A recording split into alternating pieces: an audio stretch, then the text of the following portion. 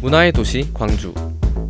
수많은 역사의 흔적을 간직한 곳. 투쟁과 단결해서 문화와 예술로 모습을 바꾼 거리. 그곳을 나와 조금 걷다 보면 아직 아픔을 가지고 외로이 투쟁하는 이들이 있습니다. 광주 동구 쪽방촌. 길 잃은 그림자들이 모여드는 곳. 뭐 쪽방, 달방 이런 데를 혹시 가보셨는지는 모르지만 아마 지금 여러분들은 그 옛날에 여인숙이라는 이 방 자체를 상당히 이해를 못 하실 수가 있을 것 같아요. 근데 그런데 실제 가보면 환경이 매우 열악하거든요. 그래서 사람이 거주하기에는 정말 불편함이 한두 가지가 아닌데, 아무래도 이제 우리 대인동 또 계림동 이 지역은 아무래도 예전부터 있어 왔던 오래된 그 도심이고, 한때 광주 교통의 중심지였던 동구 대인동과 계림 1동. 90년대까지만 해도 이곳은 시외버스 터미널과 광주역을 오가는 사람들로 북적였습니다. 터미널 주변에 자리 잡은 식당, 술집, 그리고 숙박시설들은 직장인들과 여행객들을 상대로 활기를 띠었죠. 하지만 터미널과 전남도청의 이전으로 지역은 점차 쇠퇴했고 숙박업계도 그 여파를 피해가지 못했습니다.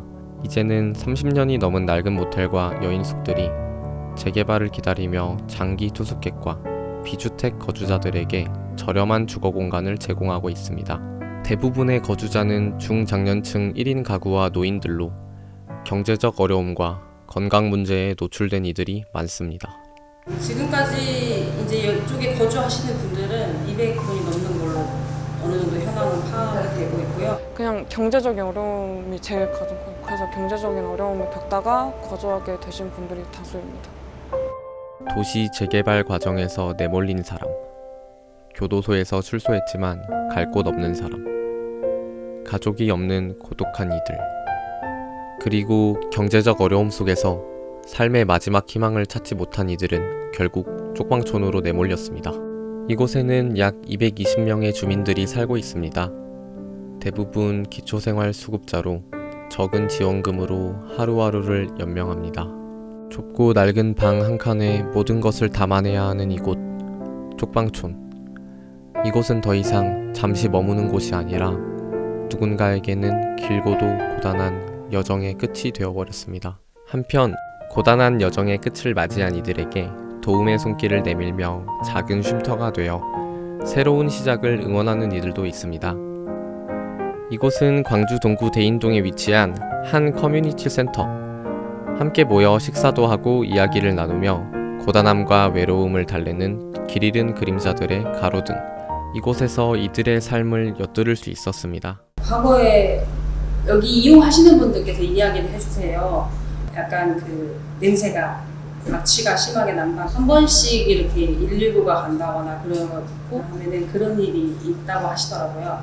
은둔에 계신 분들, 특히 이제 과거의 잘못으로 인해서 개인적으로 스스로 고립을 하시는 분들이 많잖아요. 나이를 떠나서 젊으신 분들도 많고요. 뭐 40대인 분들도 계시고. 쪽방촌 주민들의 연령대는 대부분 중장년층입니다. 60대가 절반을 차지하고 70대 이상도 23.8%에 이릅니다. 이들은 대체로 노동력이 부족하거나 상실한 상태로 경제적 활동을 할 수 없는 상황에 처해 있습니다. 경제적 어려움과 사회적 고립 속에서 이들은 스스로를 점점 더 깊은 외로움 속으로 밀어넣고 있습니다. 이들을 위한 복지시설이 자리 잡기 전에는 극심한 고독 속에서 홀로 생을 마감하는 일이 발생하기도 했습니다. 그들이 느끼는 고립감과 외로움은 단순한 감정이 아닌 이곳에서의 현실입니다. 그러니까 주 5회 여기가 오픈을 하고 있기 때문에 주말 동안에는 이용하시는 분들이 식사도 제대로 못 하시고요. 말동무할 분도 없으시다. 그래서 저한테 안녕 진이야 하면은 이제 대답을 해주잖아요. 그런 것 좀 알아봐 달라고 하시는 분도 계세요. 주말 동안 말 한마디 나눌 사람이 없어서 아주 힘들었다고.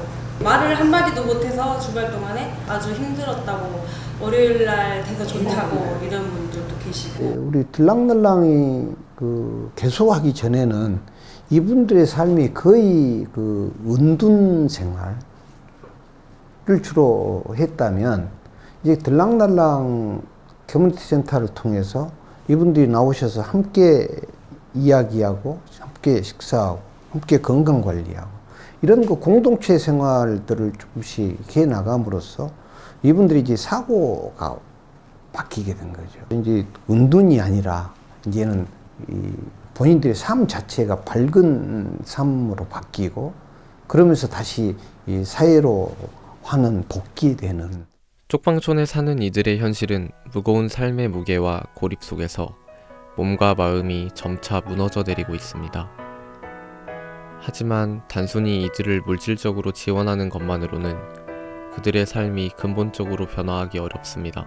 오랜 기간 사회로부터 소외된 이들이 다시 사회에 발을 내딛기 위해서는 그들이 지닌 내면의 상처와 불안을 치유할 시간이 필요합니다. 이들에게 단순한 연민보다는 그들이 스스로 자신의 삶을 되찾을 수 있는 힘을 기르는 과정이 필요합니다. 들락날락 커뮤니티 센터는 이들의 상처를 치유하고 궁극적으로 사회로 복귀하여 가로등에 모여드는 그림자가 아닌 스스로 일어설 수 있도록 하는 것을 중요하게 생각하고 있습니다. 그러나 그 과정이 순탄치만은 않습니다.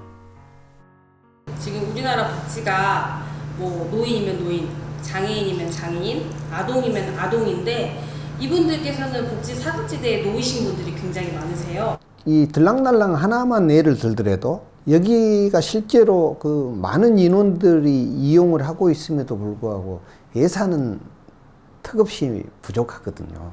왜냐하면 지금 저 다수가 지금 식사를 하고 그런 생활을 하시게 되는데, 사실 국가 지원으로 하는 인력은 들락날락에 한 명 근무를 하고 있거든요. 그래서 그만큼 인력이 없는 상황으로 이런 시설을 돌리기에는 상당히 어려움이 크다. 쪽방촌에도 들락날락에도 좀 더 관심도를 키우고 자원봉사자도 좀 불러드릴 수만 있으면 좋겠다는 생각이 듭니다. 주말에도 운영이 되면 좋겠다. 근데 그 대신에 저희도 이제 그래서 강구한 책이 금요일 날에 도시락을 제공을 해드려요.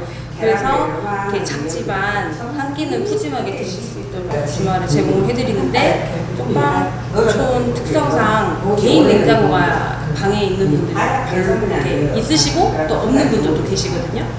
그래서 저는 냉장고가 없어서 안 가져갈게요, 신청 안 할게요, 이런 분들도 계시고, 저는 냉장고가 있으니까 갖고 갈게요 해가지고 주말 동안에 너무 잘 먹었어 하시면서 반찬통 다시 주시는 분들도 계시고, 도움이 필요한 손길에 따라서 그 욕구가 있으시니까 거기에 따라 한 걸음 한 걸음씩 나아가고 있는 것 같습니다. 이들을 바라보는 사회의 시선은 종종 차갑습니다. 의지가 없고 지원에만 의존한다는 낙인이 찍히기도 합니다. 하지만 이들이 사회와 섞이지 못하는 것이 이들만의 문제일까요? 이들을 막는 것이 있다면 무엇일까요? 어렵게 일자리를 구해도 총 생활비는 늘어나지 않는 경우가 허다합니다. 이들에게는 사회 복귀의 의지가 없었던 것이 아닙니다. 오히려 그 의지를 꺾은 것은 바로 복잡한 제도와 구조적 문제들이었습니다. 일을 하려고 해도 수급비가 줄어들어 경제적 안정이 보장되지 않고 결국 다시 제도의 틀 안에 갇힐 수밖에 없는 현실. 이 악순환이 지속되는 한 그들에게 자립은 먼 꿈처럼만 느껴집니다.